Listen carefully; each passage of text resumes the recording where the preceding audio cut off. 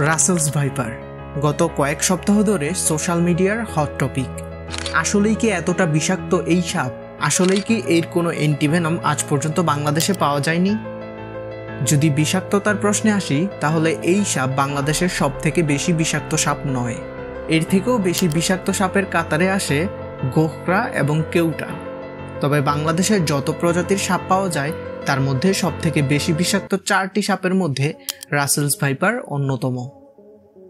কেন বর্তমানে মরুভূমিতে পাওয়া এবং অতি সংকটাপন্ন এই প্রাণীটি বাংলাদেশ সহ ভারতে দিন দিন বেড়ে চলেছে? আসলেই কি এর কোনো অ্যান্টিভেনম নেই?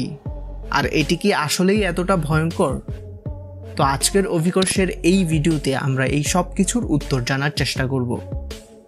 সাপটির বাংলা নাম হচ্ছে উলুভরা বা চন্দ্রবোরা। চাঁদের মধ্যে থাকা ছোপ ছোপ দাগ থাকার কারণেই মূলত এই নাম। এই সাপটি সর্বপ্রথম আবিষ্কার করেন ভারতীয় অ্যাফিওলজির জনক স্কটল্যান্ডের প্রকৃতবিদ প্যাট্রিক রাসেল। অ্যাফিওলজি হচ্ছে এমন একটা বিদ্যা যেখানে সাপ নিয়ে গবেষণা করা হয়। ভারতীয় অ্যাফিওলজির জনক স্কটল্যান্ডের প্রকৃতবিদ প্যাট্রিক রাসেলের নামানুসারেই পরবর্তীতে এই সাপের নামকরণ করা হয় রাসেলস ভাইপার। এই সাপটির বৈজ্ঞানিক নাম হলো ডেভোয়া রাসেলি। এই সাপটির প্রধান আবাসস্থল হলো উন্মুক্ত এবং শুষ্ক স্থান। সাধারণত বরেন্দ্রভূমিতে এই সাপ বেশি পাওয়া যায়। এছাড়াও ফসলি জমি, ঝোপঝাড়, খোলা জায়গাতে এদের আনাগোনা দেখা যায়।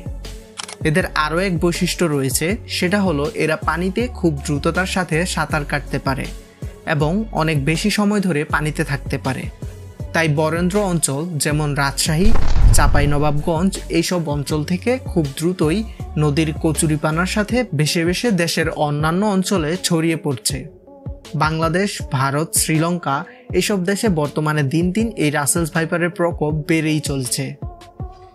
একটা পরিণত রাসেলস ভাইপারের দেহ 4 থেকে 5 ফুট পর্যন্ত লম্বা হতে পারে। দেখতে বাদামি সোনালী এই সাপটির উৎপন্ন করা শব্দের তীব্রতা অন্যান্য সাপের থেকে বেশি। এর ফুসফুস করা শব্দ যে কাউকে ভয় পাইয়ে দিতে সক্ষম। সাপটির মাথা ত্রিভুজের মতন, আর মাথার ঠিক সামনের দিকে সিরিঞ্জের সুইয়ের মতো দুটো দাঁত রয়েছে।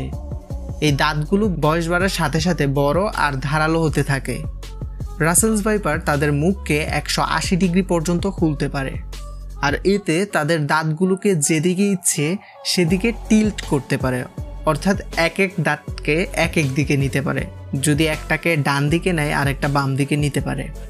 ফলে এরা যেখানে ইচ্ছা সেখানে নিজেদের পছন্দ অনুযায়ী কামড় বসাতে পারে।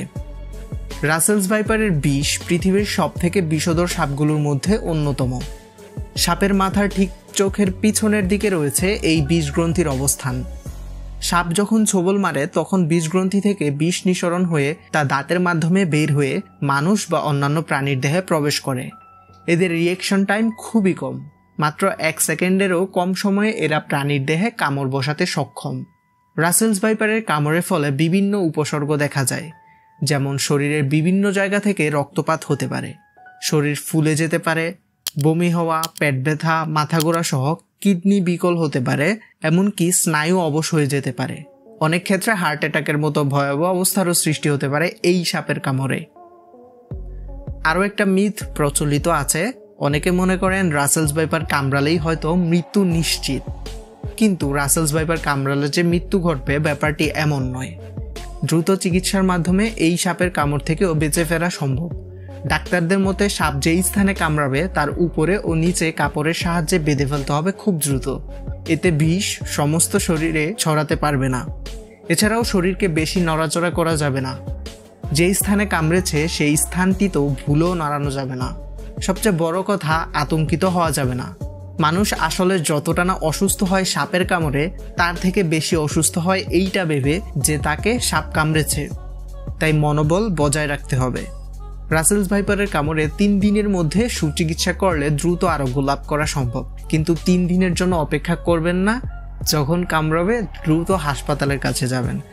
আরও একটা বড় কারণ হচ্ছে মানুষ সাপে কামড়ালে ওঝা খুঁজে ডাক্তার রেখে।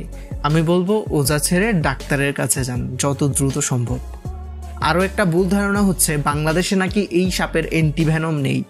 এই কথাটি সম্পূর্ণ ভুল। বাংলাদেশের বিভিন্ন সরকারি মেডিকেলে এই সাপের অ্যান্টিভেনম রয়েছে। এছাড়াও কিছু প্রাইভেট মেডিকেলেও এই সাপের অ্যান্টিভেনম পাওয়া যায়। বিশেষজ্ঞদের মতে বর্তমানে সাপের প্রজনন মৌসুম থাকার কারণে এই সাপের প্রকোপ দিন দিন বেড়েছে। তাছাড়া এই সাপ সব জায়গায় এতটাও ছড়িয়ে পড়েনি মানুষ যেভাবে প্রচার করছে। আরও একটা ভুল ধারণা হচ্ছে এই সাপ নাকি নিজে থেকে মানুষকে কামড়াতে আসে। মোটেও না। যদি না কেউ অসাবধানতাবশত এই সাপের উপরে পা না দেয় কিংবা সাপটির কোনো ক্ষতি না করে, তাহলে এই সাপ নিজে থেকে কামড়াতে আসে না। আর বর্তমানে এমনভাবে বিষয়টা প্রচার করা হচ্ছে যে সাপেই কামড়াক মানুষ সেটাকে রাসেলস ভাইপার মনে করে। ভিডিওটি শেয়ার করে সবাইকে জানিয়ে দিবেন, সবাইকে সতর্ক করবেন রাসেলস ভাইপার থেকে। ভিডিওটি ভালো লাগলে লাইক করবেন, শেয়ারের কথা তো বললামই। আর এরকম ভিডিও দেখতে চাইলে আমাদের অভিকষ্ট চ্যানেলটি সাবস্ক্রাইব করে সঙ্গে থাকা বেল আইকনটিতে ক্লিক করুন। দেখা হচ্ছে পরবর্তী ভিডিওতে। ততক্ষণ পর্যন্ত এই ভিডিওগুলো দেখতে পারেন। সুস্থ থাকুন, সুস্থ রাখুন। ধন্যবাদ।